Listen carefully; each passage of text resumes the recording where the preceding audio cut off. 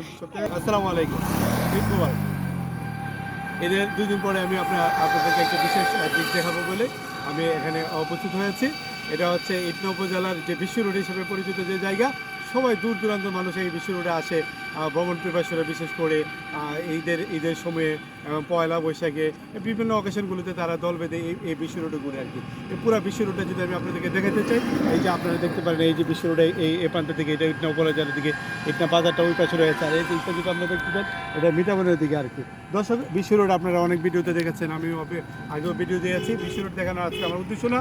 দর্শক, আমি দেখাবো আপনাদেরকে এই যে আমাদের যে বাতেন ভাই কথা আমি আপনাদেরকে শোনাবো, যে বাতেন ভাই ঘোড়ার উপরে দাঁড়ায় আছে। আপনারা দেখতে পাচ্ছেন এই যে বাতেন ভাই ঘোড়ার উপরে দাঁড়ায় আছে। আমরা ঘোড়ার কথা শুনেছি যে রাজকীয়ভাবে আগে মানুষ যারা একটু সম্ভ্রান্ত ছিল, জমিদাররা ছিল, তারা ঘোড়ায় চড়ে বিচরণ করত। এটা তাদের এলাকা, তাদের যে তালুক ছিল, তাদের যে অঞ্চল ছিল, যে এখানে প্রজারা জমিগুলো বর্গা চাষ করতো, ওগুলো দেখাশোনার জন্য তারা গুড়া ব্যবহার করতো আর কি।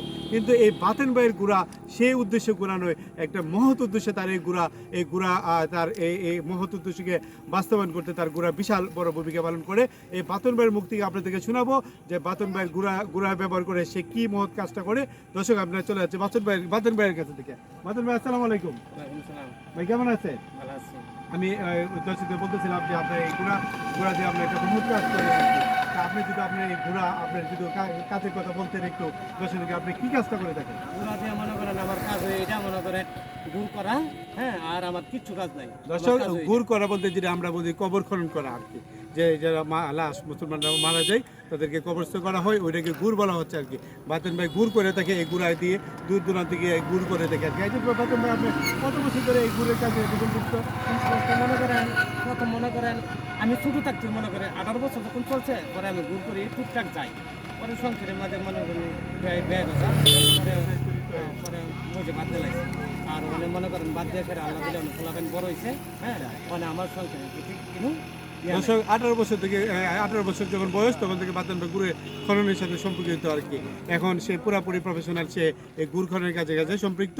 তার যে সংসারের দায়িত্ব ছিল, এই দায়িত্বভার তার সন্তান নিয়েছে। এখন বাতেন ভাই এটা একটা বিশাল বড় তার জন্য একটা ভালো দিক যে তার সন্তান তার সংসারের দায়িত্ব নিয়েছে, সে এই কাজের জন্য পুরাপুরিভাবে নিযুক্ত হয়েছে। আচ্ছা দর্শক ভাই, বাতেন ভাই, আমি যেটা দর্শক থেকে বলতে চাই,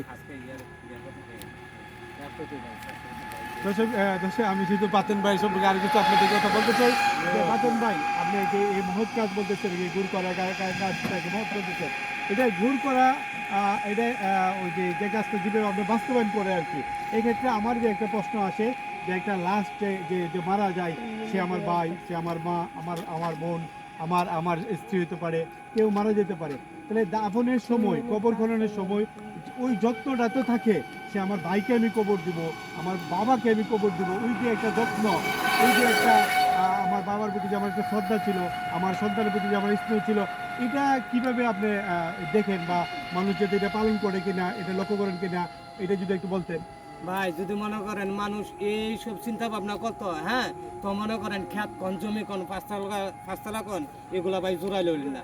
যদি এইসব লাইনে যাইতো, হ্যাঁ, কিচ্ছু দরকার নাই আমার ভাই, এই দুনিয়ার মধ্যে কিচ্ছু দরকার নাই। আমি যদি একটা ফাঁক ঘরে থেকে যাইতে পারি, এটা ভাই আমার বড়।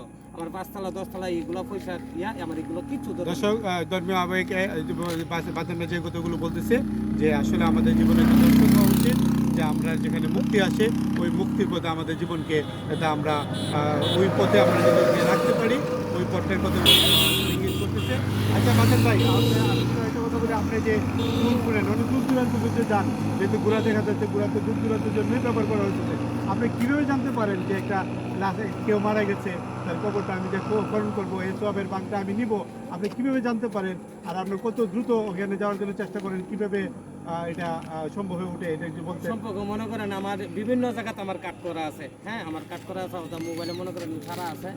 আমার মনে করেন আমার নাম্বারে ফোন দেয়, কিছুটা মনে করেন মাইকের শব্দ পাইলে আমি যাই, আবার ফোন দিল আমি যাই।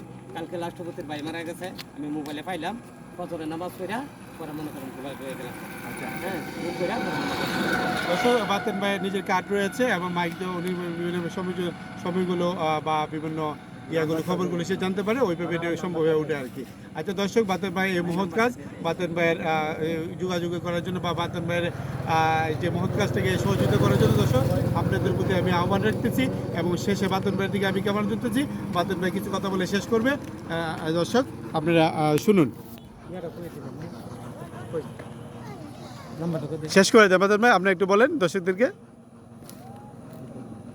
আপনার দোয়া চাইলে দোয়া চান আর দর্শকদেরকে। আমার লাগে যেন মনে করেন সবাই দোয়া করে, আমি যেন মনে করেন এই লাইনে থাকতে পারি। হ্যাঁ, এটাই আমার আদেশ। মনে করেন আমি যতদিন বাচ্চা থাকি এই লাইনে আমি যেমন আল্লাহ, হ্যাঁ, সবাই জানি আমার লাগে দোয়া করে।